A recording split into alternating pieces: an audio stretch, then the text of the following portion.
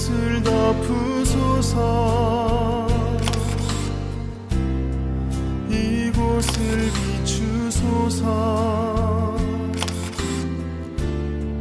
내 안에 무너졌던 모든 소망 다 회복하리니 이곳을 지나소서. 이곳을 만지소서. 행복한 교회 성도 여러분, 거룩한 주일입니다. 이 시간 각자의 자리에서 함께 예배 드릴 때에 우리의 마음을 하나님께 올려드렸으면 좋겠습니다. 함께 찬양하시겠습니다.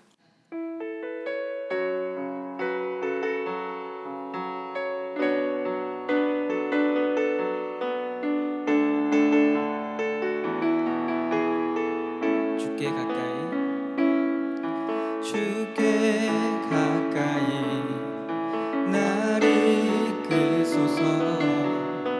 간절히 주님만을 원합니다. 채워주소서. 주의 사랑을 진정한 찬양 드릴 수 있도록 주께 가까이, 주께 가까이 날 이끄소서. 간절히 주님만을 원합니다. 채워주소서. 주의 사랑을 진정한 찬양 드릴 수 있도록 목마른 나의 영혼 주를 부르니 나의 맘 만져 주소서. 주님만을 원합니다. 더 원합니다. 나의 맘 만져 주. 한 번 더 찬양합니다. 주께 가까이 날 이끄소서. 주께 가까이 날 이끄소서. 간절히 주님만을 원합니다. 주님 채워주소서. 채워주소서. 주의 사랑을 진정한 찬양 드릴 수 있도록 주께 가까이 날 이끄소서. 주께 가까이 날 이끄소서. 간절히 주님만을 원합니. 주님 채워주소서. 채워주소서. 주의 사랑을 진정한 찬양 드릴 수 있도록 함께 고백하며 나아갑니다. 목마른 나의 영혼 주를 부르니 나의 맘 만져 주소서. 주님만을 원합니다. 더 원합니다.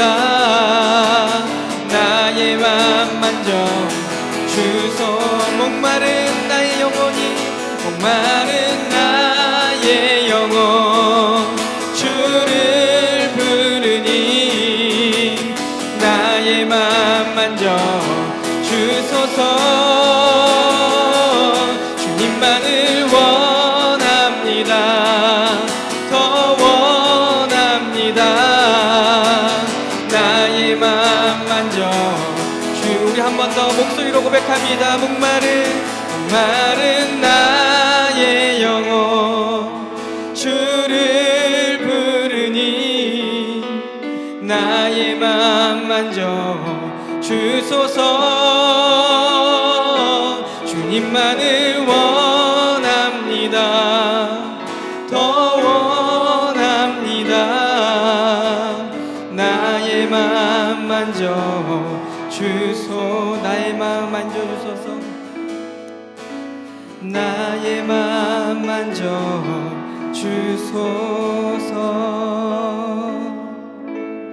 우리 우리 시간 함께 예배를 위해서 기도했으면 좋겠습니다. 주님, 이 시간 주님 앞에 집중합니다. 주님 앞으로 나아갑니다. 하나님께서 함께하여 주시고 이 시간을 붙들어 주셔서 주님 우리에게 필요한 것들을 채워 주시옵소서. 건강을 채워 주시옵고 사랑을 채워 주시옵고 용서함을 채워 주시옵고 주의 은혜를 채워 주시옵소서. 이 시간 예배를 위해서 함께 나아가기를 원합니다. 함께 기도하겠습니다. 아버지 하나님, 참으로 감사를 드립니다. 이 시간에 주님 앞으로 나아갑니다. 겸손한 마음으로 나아가게 하시고 창의하는 마음으로 나아가게 하여 주시옵소서. 하나님께서 우리와 함께하여 주시고 각 가정에서 예배드리는 모든 순간에 아버지 하나님께서 함께하여 주셔서 진리의 말씀으로 채워주시고 아버지 우리에게 부족한 모든 것들로 채워주시옵소서.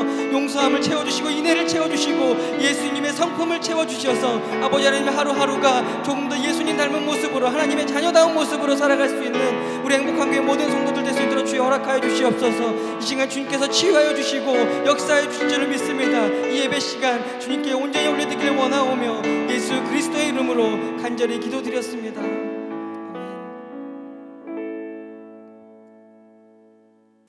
사도신경으로 신앙 고백하시겠습니다. 나는 전능하신 아버지 하나님 천지의 창조주를 믿습니다. 나는 그의 유일하신 아들 우리 주 예수 그리스도를 믿습니다.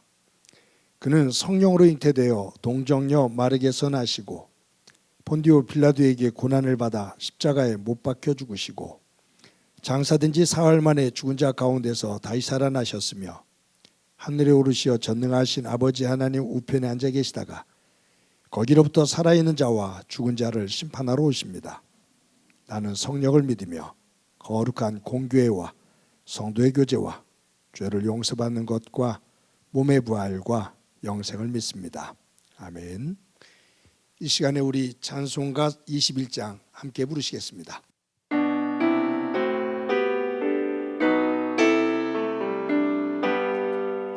다 찬양하여라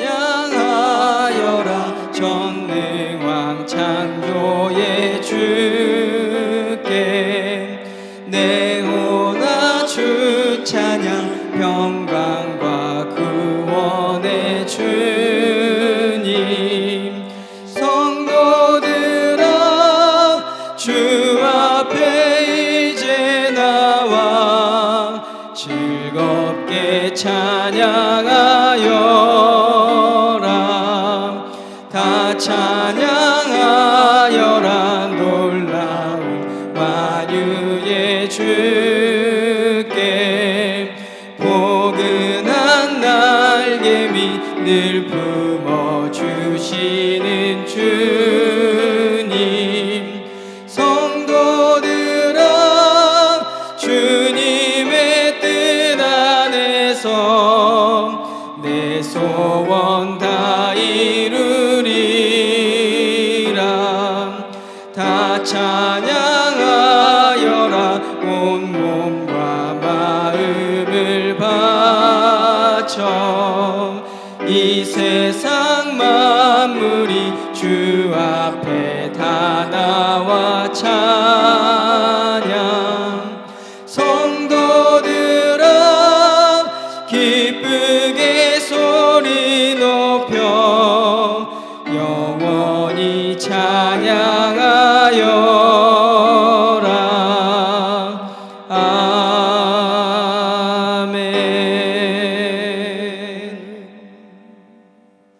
다 같이 기도드리겠습니다. 사랑과 은혜가 풍성하신 하나님 아버지, 오늘도 거룩한 주일을 허락하여 주시고 우리를 예배의 자리로 인도하시니 감사와 찬양과 영광을 올려드립니다. 지난 한 주도 은혜 가운데 살게 하시고 각자 처소에서 온라인 예배로 저희들 인도하여 주시니 감사드립니다. 온 정성을 다하여 예배에 임하게 하시고 오늘도 뜨거운 예배자로 설 수 있도록 성령님 도와주시옵소서. 한 주간 삶을 되돌아보면 저희는 많은 허물이 있음을 고백합니다. 있는 모습 그대로 나왔사오니 주님 보혈로 깨끗하게 씻어주시고 그 능력으로 다시 일어설 수 있는 힘을 허락하여 주시옵소서. 새해 첫 달을 은혜 가운데 지내게 하시고 새로운 달 2월을 맞이하며 설을 맞게 하시니 감사드립니다. 코로나19로 인하여 예년과 같이 가족들이 함께 모여 즐거운 시간을 보낼 수는 없었지만 지금까지 또 여기까지 인도하신 하나님의 은혜를 서로 나누며 알아가는 시간 되게 하시고, 올 한 해도 어렵고 힘든 해가 되겠지만 그럼에도 불구하고 온 가족들을 통하여 건강하게 지켜주시고 오가는 소식들이 행복한 소식으로 채워가며 주님이 주시는 복의 그릇을 키워가는 한 해로 축복하여 주시옵소서. 행복한 교회를 위해 기도합니다.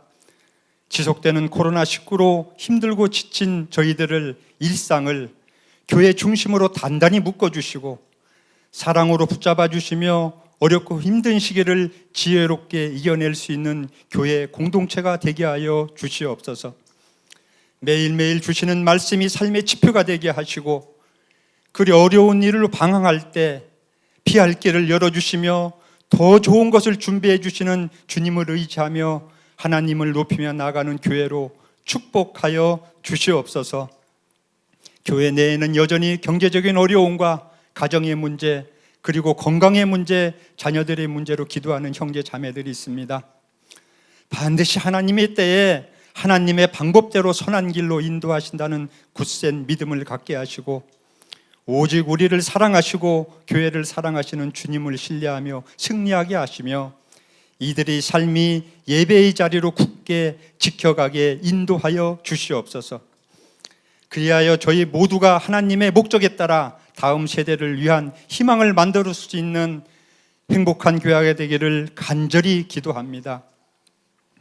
특별히 교회 학교 어린 생명들의 건강을 늘 지켜주셔서 전달되는 말씀을 통하여 하나님을 아는 지혜로 충만한 생명들로 양육되게 하시고 이들을 위해 수고하는 교역자들과 교사들에게 함께하여 주셔서 늘 지혜로 충만하게 하시며 영육간에 늘 건강하게 하여 주시옵소서. 온라인 예배를 위해 늘 수고하는 일꾼들이 있습니다. 이들의 현장이 복된 현장이 되게 하여 주시고 무탈하게 예배가 준비될 수 있도록 주님 늘 도와주시옵소서. 오늘도 말씀을 전하신 목사님 성령의 권능으로 붙잡아 주시고 새롭게 시작되는 마가복음 강의 여정 가운데 늘 함께 하시며 영육간에 강건하게 하셔서 말씀이 선포될 때 하나님의 음성을 듣게 하시고 하나님의 선하고 온전하신 뜻이 무엇인지 분별할 수 있는 시간 될 수 있도록 인도하여 주시옵소서. 이 모든 것 우리를 죄악에서 건져주시고 생명 주신 예수 그리스도의 이름 받들어 간절히 기도합니다. 아멘.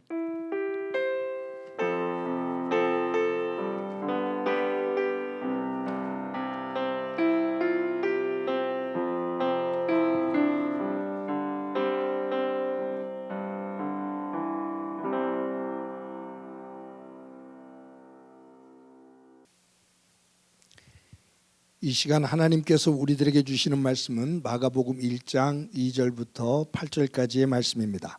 제가 봉독해 드립니다.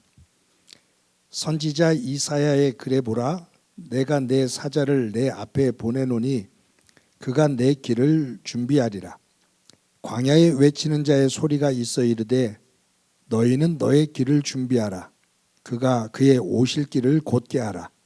기록된 것 같이 세례 요한이 광야에 이르러 죄 사함을 받게 하는 회개의 세례를 전파하니 온 유대 지방과 예루살렘 사람이 다 나아가 자기 죄를 자복하고 요단강에서 그에게 세례를 받더라. 요한은 낙타털 옷을 입고 허리에 가죽띠를 띠고 메뚜기와 석청을 먹더라. 그가 전파하여 이르되 나보다 능력 많으신 이가 내 뒤에 오시나니 나는 굽혀 그의 신발끈을 풀기도 감당하지 못하겠노라. 나는 너희에게 물로 세례를 베풀거니와 그는 너희에게 성령으로 세례를 베푸시리라. 아멘.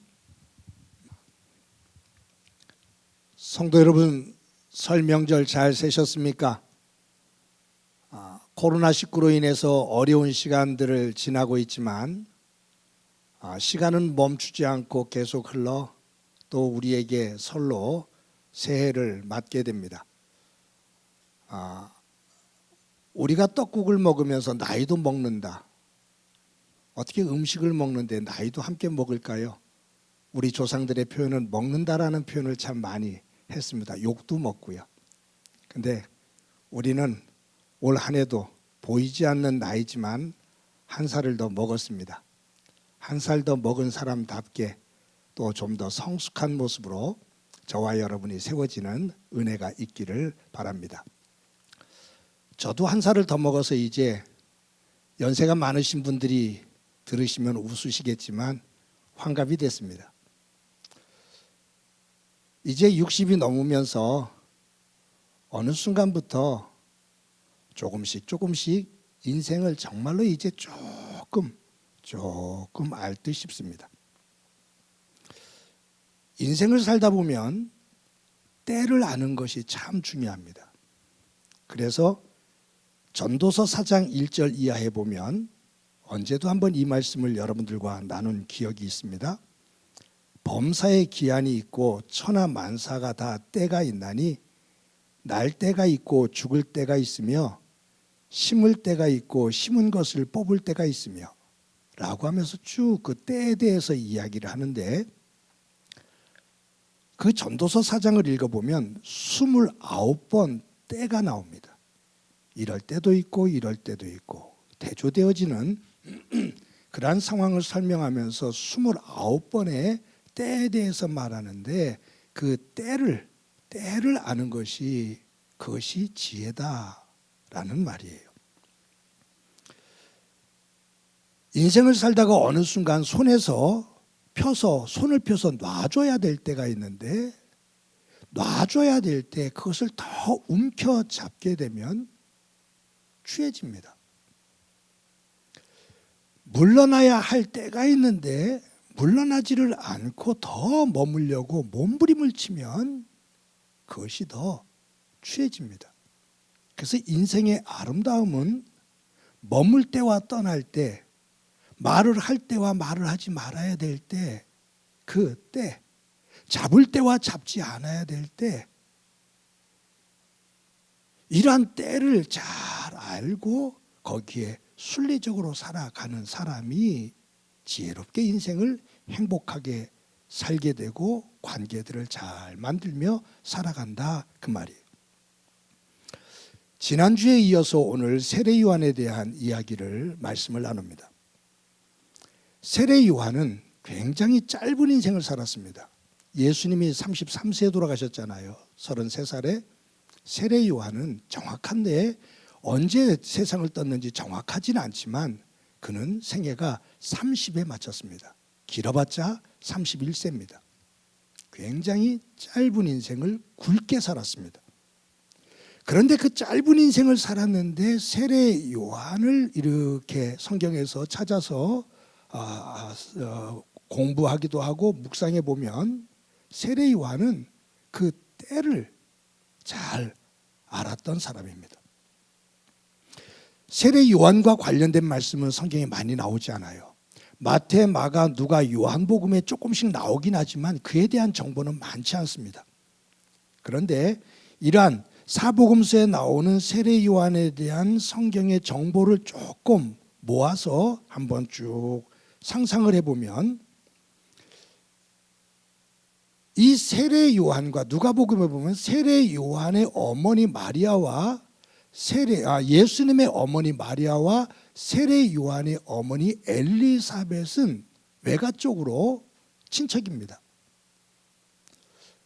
그래서 이 예수님과 세례 요한과의 관계 속에서는 먼 친척이 되어져요.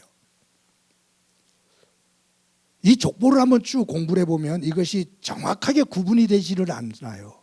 그렇지만 분명히 누가복음에 보면 그들은 엘리사벳과 마리아가 사촌지간으로 그렇게 나오면서 그런데 이제 연구하다 보면 그것이 명확하게 맞아 나오는 것은 사실 규명하기가 어렵거든요. 그러나 아무튼 누가복음에 의하면 예수님과 세례 요한은 먼 친척벌이 됩니다. 육촌이든지 팔촌이든지 친척벌이 됩니다. 마리아가 예수님을 잉태하게 됐을 때 그가 누구를 찾아가냐 하면 이 엘리사벳의 집으로 갑니다.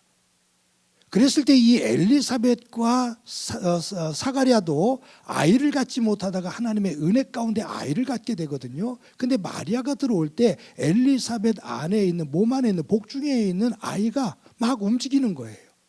그것을 느끼는 거예요. 그러면서 두 여인이 얘기를 나눠요. 6개월 차이입니다. 예수님보다 세례 요한이 6개월 먼저 태어납니다. 이 마리아가 엘리사벳 집에서, 그 집에서 3개월을 거해요. 저는 이 부분을 주목합니다. 마리아가 잉태하고 나서 엘리사벳 집에 가서, 그 먼 친척의 집에 가서 그 이야기를 나누며 3개월 동안 머물렀다. 여러분, 어느 친척이 있을 때 3개월 동안 거기 가서 머물기가 쉽지 않잖아요. 그런데 3개월 동안 머물렀다라는 얘기는 엘리사벳과 마리아 이 관계가 친했다라는 얘기예요. 이런 걸 봤을 때 세례 요한과 예수님은 갑자기 요단강에서 만났던, 전혀 모르는 사이가 아니라 부모님을 통해서 성장하면서 30살까지 각자의 일들을 하면서 만나 함께 대화를 나누고 어떨 때는 토론도 하고 하면서 같이 서로를 알아가는 시간들이 꽤 있었다라고 볼 수 있습니다. 왜냐하면 세례 요한이 외치는 첫 번째 회개라 천국이 가까웠다라는 그 외침과 예수님이 사역을 하면서 회개라 천국이 가까웠다, 똑같은 외침을 외치시거든요. 세례 요한에게 찾아와서 어떤 이들을 우리가 불러서 그들을 돌봐야 됩니까? 그랬을 때 가난하고 헐벗고 옥에 갇힌 자들, 그들을 돌보는 것이 하나님의 일이다, 하나님의 뜻이다, 하나님의 사역이다라고 세례 요한이 얘기를 하는데 예수님도 똑같은 이야기를 나누셔요. 그만큼 세례 요한과 예수님은 말씀을 전하는 메시지 내용이나 사역에 있어서 공통분모가 굉장히 많았던 분입니다.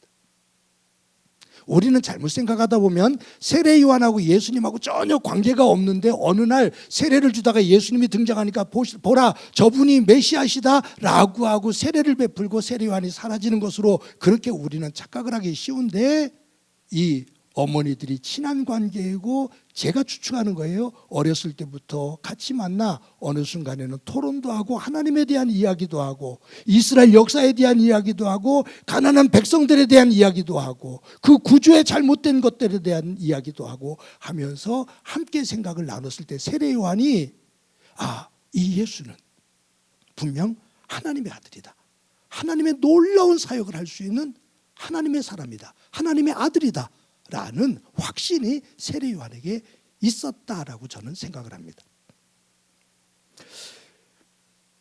여러분, 세례 요한이 유대 광야에서 회개라 천국이 가까웠다라고 외치잖아요. 매우 강렬한 등장입니다. 근데 세례 요한이 그의 죽음도 굉장히 강렬하죠. 헤롯 왕이 그의 목을 쳐서 그의 목을 접시에 담아 자기의 아내 헤로디아에게 갖다 줍니다. 그러니까 헤로디아의 계략에 이 헤롯 왕이 노란한 거예요. 그 얘기를 하려면은 이제 시간이 많이 가니까 여러분들이 성경을 쭉 한번 마태, 마가, 누가, 요한복음의 앞부분 보면 세례 요한과 관련된 이야기들이 나오니까 왜 헤로디아가 세례 요한의 목을 요구해 갖고서 헤롯 왕이 두려움 속에서도 그의 목을 쳤을까? 헤롯 왕이 얼마나 이 사건을 두려워했냐면요, 예수님이 사역을 할 때, 예수님이 사역을 하고 귀신을 쫓아내고 그럴 때 헤롯 왕이 뭐라고 하는지 아셔요? 세례 요한이 다시 살아난 거 아니냐? 자기가 죽였잖아요. 그러니까 세례 요한에 대한 얼마나 두려움이 있었으면 예수님의 사역을 보고 세례 요한이 다시 살아난 것 아니냐라고 할 만큼 두려움을 느꼈어요.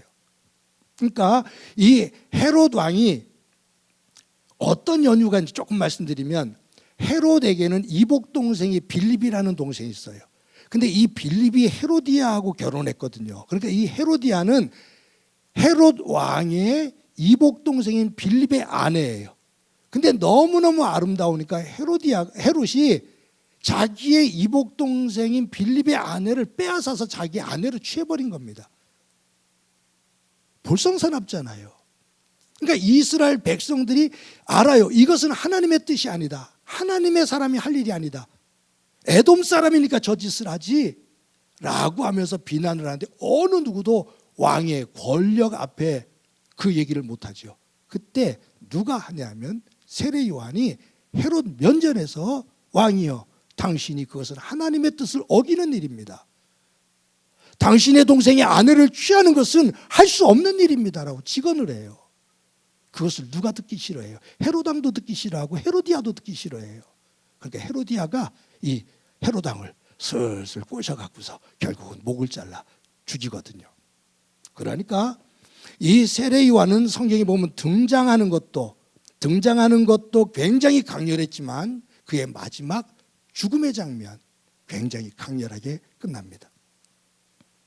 그런데 이 세례 요한의 이 짧은 인생 속에서 굉장히 강렬한 인상을 남기는데 그는 그 짧은 인생 속에서 머물러야 될 때와 떠나야 될 때 해야 될 말과 하지 말아야 될 말 그것을 정확하게 아는 자신의 때를 아는 사람이었다 그 말이에요. 세례 요한이 유대 광야에서 말씀을 외치고 세례를 베풀 때 유대 백성들이 유대 온 지방과 예루살렘에서 구름대처럼 몰려듭니다. 그리고 세례를 받아요.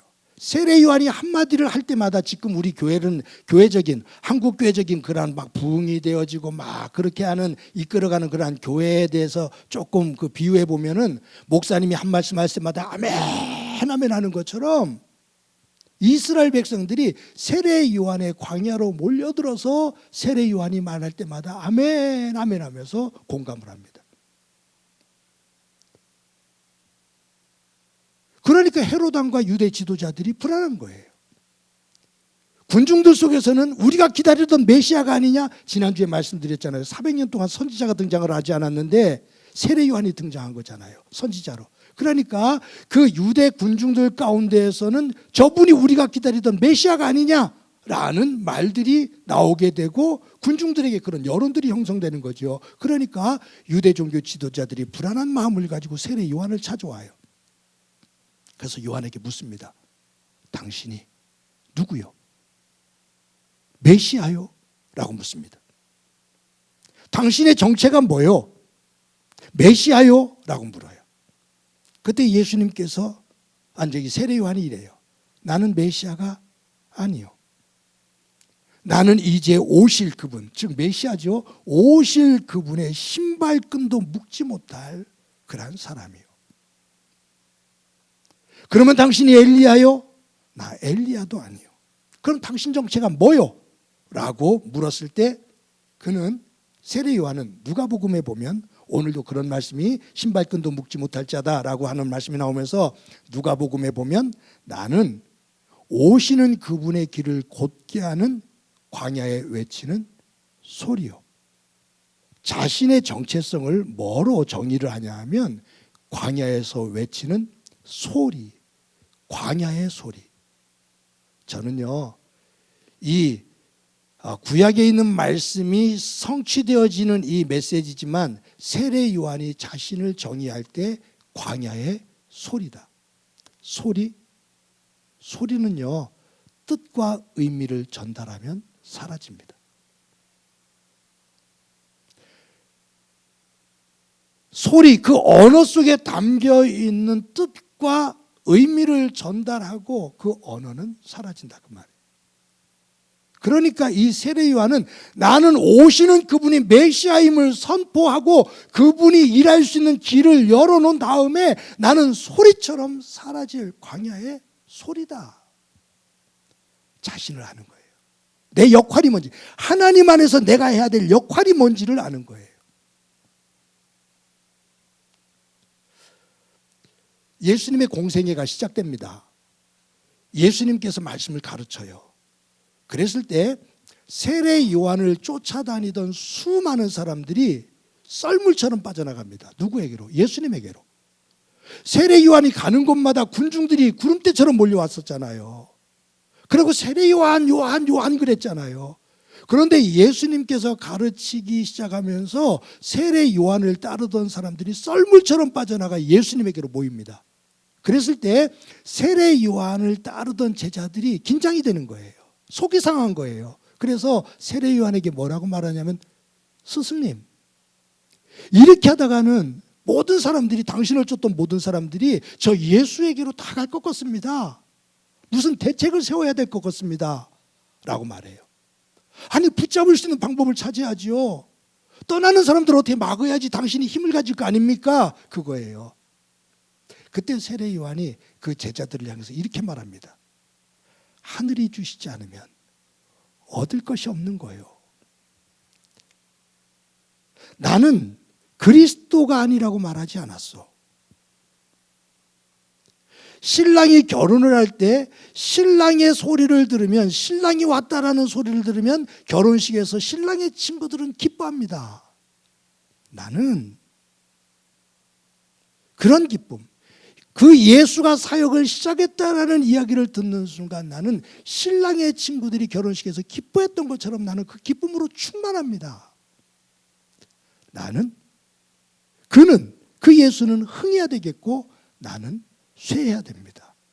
다시 말하면 그분에게로 모든 사람이 몰려가야 되고 나는 이제 사라져야 됩니다.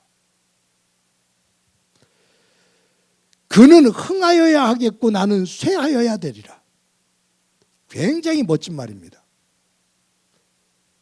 굉장히 멋진 말인데 저도 누구도 이 말을 쉽게 할 수가 없고 이 삶을 살기가 어렵습니다. 세례 요한은 하나님이 자신에게 맡겨준 역할과 자기가 서야 될 위치가 어디인지를 정확하게 알고 있었던 사람이에요. 그 위치와 그 역할을 정확하게 알고 있었기 때문에 그는 그 때를 아는 거예요. 내가 등장해야 될 때를 알고 내가 이제는 사라져야 될 때라는 것을 알게 된 거예요. 내가 이제는 회개하라 천국이 가까웠다라고 외쳤다면 이제는 나는 그 말을 닫고 예수께서 회개하라 천국이 가까웠다라고 전할 때 나는 입을 닫고 뒤로 물러나야 될 때가 왔다라는 것을 아는 거예요. 세례 요한은 그의 인생에 있어서 때를 아는 사람이었다, 그 말이죠. 연극에서 주연과 조연이 있어요. 저도 지금 한번 나오면 보고 싶은 영화가 저번에 언제 그 큐티 할 때 내 사랑, 그 모드루이스 그 캐나다 민속 그 대표적인 화가에 대한 이야기를 하면서 한번 그 영화를 꼭 보시라고 그랬잖아요. 제가 영화가 나오면 한번 보고 싶은 것이 미나리라는 영화예요. 윤현정 씨인가요? 거기가 이제 그 조연상을, 연기 조연상을 받는데 연극이 됐던 영화가 됐던, 아니 인생을 살아갈 때 주연 역할을 하는 사람이 있고 꼭 조연 역할을 하는 사람이 있습니다. 근데 조연 역할을 해야 될 사람이 주연보다 더 빛이 나기 위해서, 더 드러나기 위해서 자꾸 시도를 하게 되면 주연도 조연도 다 역할을 제대로 못합니다. 주연이 제대로 그 역할을 하면서 연극과 영화가 인생이 제대로 되려면 조연 역할을 하는 사람이 내 역할이 이거다라는 것을 꼭 인식하고 그 역할을 잘 할 때 서로가 빛이 납니다. 그런데 세상은 조연 역할을 하기를 원치 않습니다. 다 주연 역할을 하기를 원합니다. 조연으로 세워졌을 때는 칼을 갈다가 어느 순간 자리를 박차고 일어나 주연 자리로 뛰어나가고 싶어하는 그러한 세상입니다. 여러분, 우리 주변을 한번 살펴보셔요. 우리 주변의 가정들을 한번 보셔요. 여러분들이 혹시 부러워하는 가정이 있습니까? 세상적으로 성공했기 때문에, 돈이 많고 뭐 아주 그 높은 자리에 올랐기 때문에 그것 때문에 부러워하는 것이 아니라 참 저 사람들은 정말로 아름답게 살아 라고 여겨지는 가정이 있습니까? 그 가정을 자세히 한번 보십시오. 거기에는 주연 역할을 하는 사람이 있는가 하면 그 주연 역할을 잘할 수 있도록 보이지 않는 곳에서 조연 역할을 잘하는 가족이 있습니다. 가장은 항상 주연이 된다라고 생각하면 안 됩니다. 그건 저를 비롯해서 모두가 품어야 될 생각입니다. 어느 상황이 되어졌을 때 그것이 아내가 될 수도 있고 그것이 자식이 될 수도 있습니다. 어느 순간에는 가장이 주연 역할을 하다가 어느 때가 되어지면 자식이 주연 역할을 할 때 그 가장이 조연 역할을 잘 해줘야 그 가정이 정말로 아름답다 그 말이에요. 정말 부러운 가정들을 자세히 들여다보면 주연 역할과 조연 역할을 서로 역할을 바꿔가면서 그 때를 정확하게 알고 낮은 자리에서 격려하며 세우고 품고 위로하고 하는 그 역할을 하는 사람들이 꼭 있다라는 겁니다. 교회도 마찬가지입니다. 크고 작은 그 규모를 떠나서 건강하고 복된 교회를 보면 목회자가 부족할 때 그것을 잘 메꿔주는 장로님들과 중직자들이 곳곳에서 있어서 넘어지려고 할 때 기울었을 때 떠받들어주는 그분들의 역할이 건강하게 있을 때 교회는 정말로 아름답게 섭니다. 우리 교회처럼요. 저희 행복한 교회처럼 우리 장로님들이 저를 얼마나 잘 구석구석에서 구멍 나는 것 제가 비틀거릴 때 옆에서 얼마나 잘 지지해주고 버텨주는지 모릅니다. 성도 여러분들이 그리 하고요. 교회마다 원로 목사님이 계신 교회가 편하질 않아요. 대체적으로 그렇습니다. 거기서는 온 새로운 담임 목사에게도 문제가 있을 수 있어요. 그런데 대부분이 원로 목사님에게 있습니다. 왜냐하면 물러나신 분이 자꾸 영향력을 끼치려고 하니 자신의 위치를 자꾸 키우려고 하니 문제가 한국교회에 큽니다. 떠난 이는 물러난 이는 세례 요한처럼 묵묵하게 그 자리를 떠나 기도하고 격려하는 자리가 있을 때 한국교회가 더 아름다워질 수 있습니다. 제가 이 설교를 준비하면서 노을에 대해서 생각해 봤어요. 동해안에 가서 해가 뜰 때 노을이 예쁘지요. 예쁩니다. 그런데 해가 지는 서쪽에 와서 해가 지는 저녁 노을을 보면 해 뜨는 노을보다 더 아름다울 때가 있습니다. 인생은 오를 때도 아름답지만 내려갈 때 아름다워야 더 아름다운 인생이 됩니다. 우리 성도들 가운데 아직도 인생을 오르막길에 있으신 분들은 꼭 기억하십시오. 내리막이 있다라는 것을. 우리 성도들 가운데 저와 함께 내리막길에 계신 분들이 있다면 그것 아쉬워하지 말고 올라가면서 오르막길로 올라가면서 헉헉대며 보지 못했던 그 장면들을 그 인생을 내리막길에서 잠시 쉬어서 그 장면들을 보는 여유로움이 있기를 간절히 소망합니다. 장면을 보지 못하고 앞만 보고 올라가는 오르막길에 있는 이들에게 힘내. 함께 내려가는 이들 가운데 지친 이가 있으면 힘들죠. 격려하며 내리막길에서의 아름다운 관계들을 만들어 갈 때 그 인생의 노을의 아름다움은 더할 겁니다. 그것이 성도들의 부부가 되기를 소망합니다. 그 부부의 아름다운 믿음의 노을을 자녀들이 볼 수 있는 가정이 되기를 소망합니다. 저희 교회가 그러한 믿음의 사람들의 교회가 되어지기를 소망합니다. 저도 남아있는 목회 세월 그리고 제가 행복한 교회에서 은퇴한 이후 그 목회의 노을이 그래도 추하지 않도록 잘 관리하도록 저도 하나님 안에서 저를 쳐서 복종시키며 그 길을 걷도록 애쓰고 애를 쓰겠습니다. 세례 요한 등장할 때도 아름다웠지만 떠날 때의 모습 그 모습이 아름다운 때를 아는 사람이었는데, 저와 여러분이 이 세례 요한을 묵상하면서 그 때를 알고 그 때의 아름다움을 순간순간 만들어가는 은혜가 우리 가운데 충만하기를 주님의 이름으로 간절히 축원합니다. 우리 말씀을 기억하면서 찬송가 449장 함께 부르시겠습니다.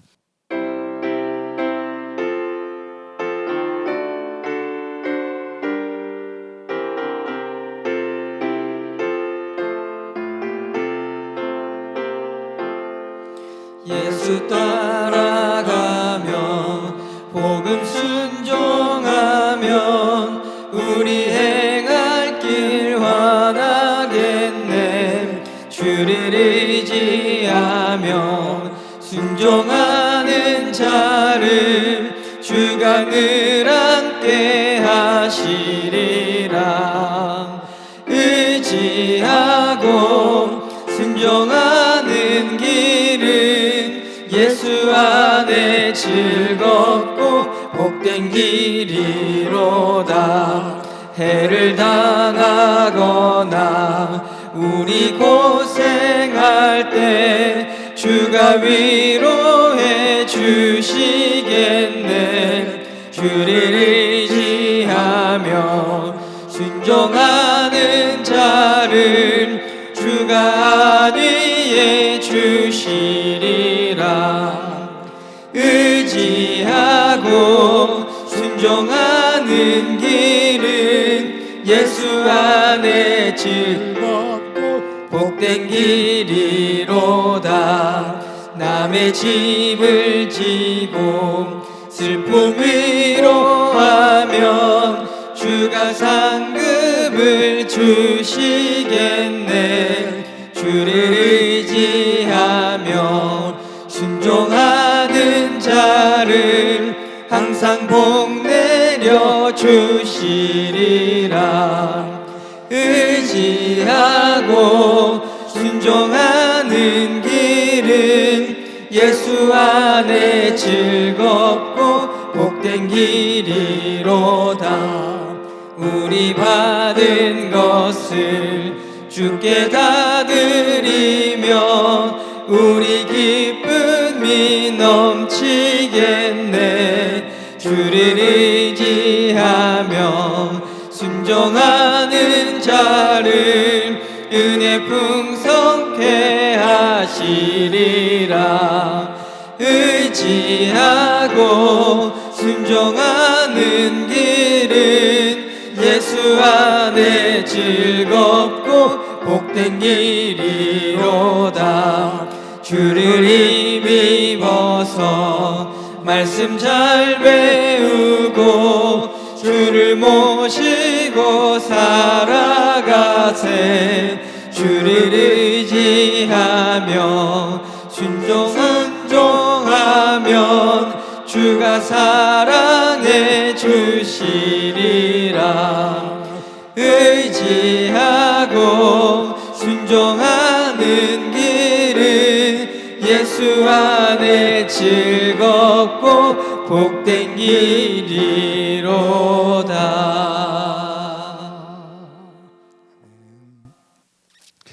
우리 한 목소리로 한번 기도하겠습니다. 이 시간 기도하실 때 세례 요한의 삶을 묵상하며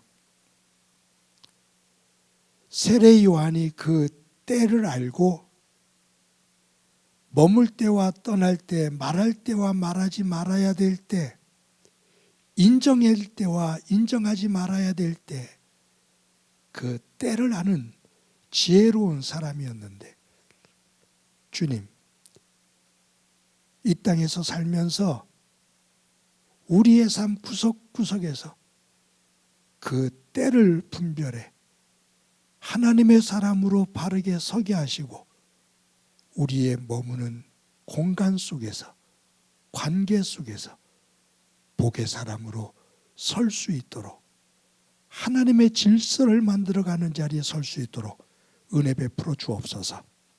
우리 한 목소리로 한번 기도드립니다. 사랑의 하나님 아버지, 오늘도 주일을 맞아 성도들과 함께 예배합니다. 세례 요한을 묵상하며 그가 등장할 때와 떠날 때, 그가 말을 할 때와 외칠 때와 말을 멈췄을 때, 그 때를 아는 지혜를 봅니다. 저희들 취해지지 않게 하옵소서.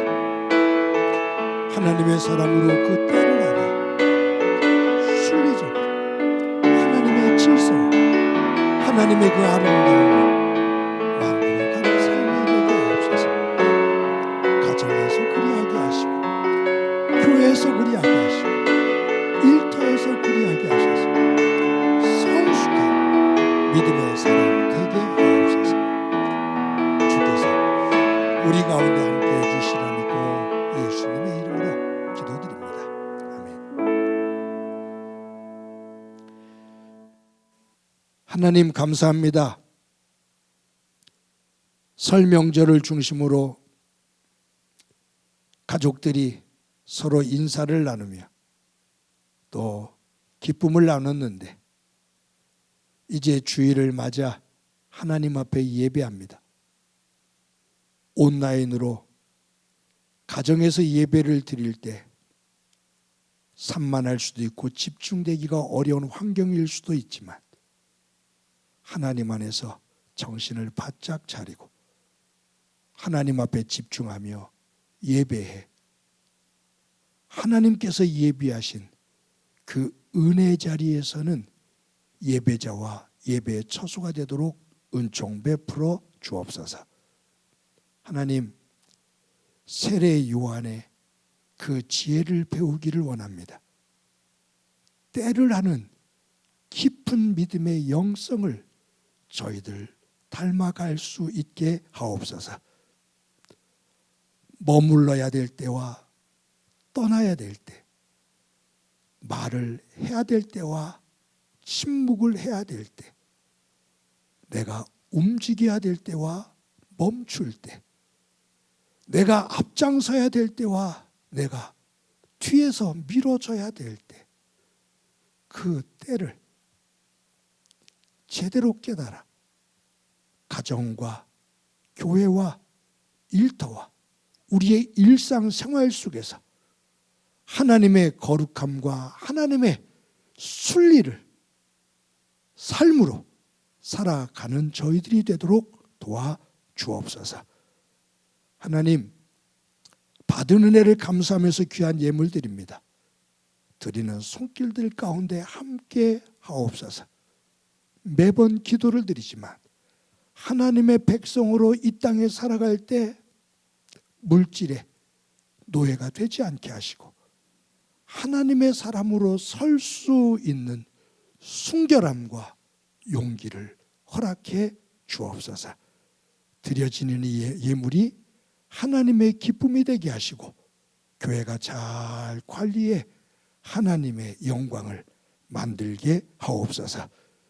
축복하면서 기도합니다. 성도들의 일터와 사업장에 은혜를 더해 주옵소서. 환우들을 주의 보혈의 손으로 어루만져 세워 주옵소서. 성도들의 간절한 기도의 제목 가운데 귀를 기울여 주시고, 저들의 신음소리가 있는 곳에 얼굴을 들어주시며 권능의 손을 높이 들어주셔서 삶의 자리에 하나님의 개입하심과 인도하심의 간증이 있는 삶 되게 하옵소서. 교회학교 어린 생명들과 우리의 자녀들 가운데 함께 하시며 자녀들과 어린 생명들을 통해 거룩한 꿈을 꾸게 하옵소서. 코로나19로 인해 이 연휴 속에 더 외로워하고 소외당한 이들이 있는데 주께서 저들을 어루만져 인도해 주옵소서. 주님, 우리와 함께 해주심을 감사드리고 예수님의 이름으로 기도드립니다. 아멘.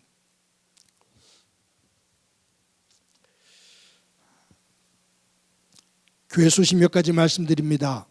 오늘도 각 처소에서 온라인으로 예배를 드리는 성도 여러분들과 또 예배하는 처소 가운데 하나님의 은혜가 가득하기를 간절히 소망합니다.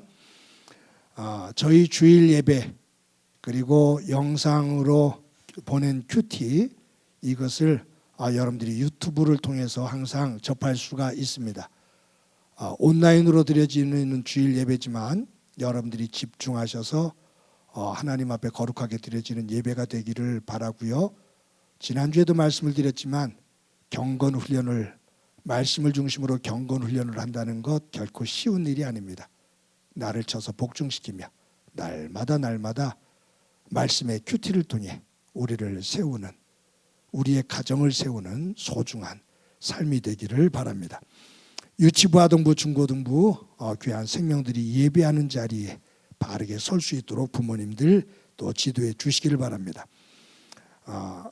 저희들 교회가 온라인으로 예배를 드리지만 성도 여러분들이 교회를 위해서 기도해 주시고 또 한 영혼을 위해서 기도하면서 우리 교회가 이런 어려움 속에서도 양쪽으로 성장할 수 있도록 전도에 관심 기울이시기를 바랍니다. 저희들 명절을 맞아서 사랑과 나눔의 식탁 헌금을 하지요. 음식 한 가지를 줄여서 여러분들이 그것을 사랑과 나눔의 식탁 헌금으로, 목적 헌금으로 그렇게 내어주시면 이것을 모아서 실로암 병원을 통해서 또 귀한 수술을 하게 됩니다. 오늘까지 여러분들이 헌금해 주시면 주중에 또 가서 전달하도록 그렇게 하겠습니다. 많은 성도님들 함께 동참해 주시기를 바랍니다. 매주 온라인으로 정성스럽게 헌금해 주시는 여러분들에게 진심으로 감사합니다. 성숙한 믿음의 성도들 또 성숙한 교회가 될 수 있도록 힘을 모아주시고 또 기도해 주시기를 바랍니다. 연말정산 기부금 영수증 신청하시는 분들 사무실로 신청하시기를 바라고요. 우리 이 시간 너는 시냇가에 심은 나무다 서로를 축복하면서 찬양합니다.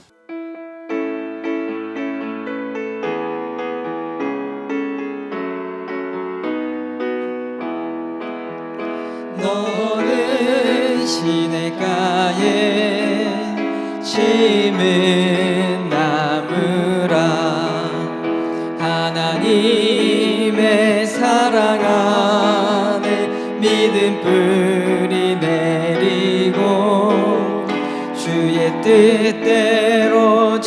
뜻대로 항상 살리라.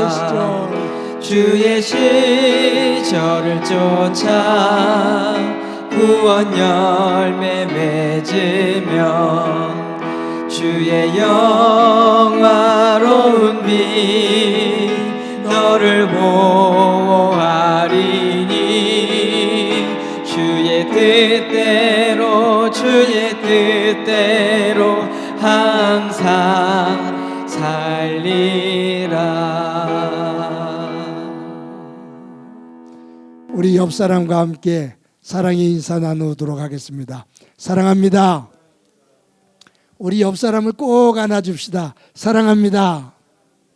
또 우리 서로 눈을 보면서 한번 말하면서 고백합시다. 때를 알고 살겠습니다. 예, 행복하게 한 주간 사시기 바랍니다. 기도합니다. 이제는 우리 주 예수 그리스도의 은혜와 하나님 아버지의 극진하신 사랑과 성령님의 교통하시고 역사하시고 충만하심이 오늘도 세례 요한이 때를 분별했던 그 지혜를 얻어 우리도 때를 분별하며 우리의 삶의 자리를 하나님의 질서의 자리로 복된 자리로 세워가기를 소망하는 사랑하는 성도들과 저들의 가정과 믿음의 공동체와 이 땅 위에 고통으로 눈물을 흘리고 있는 이들 위에 영원히 함께 하시기를 간절히 축원하옵나이다. 아멘.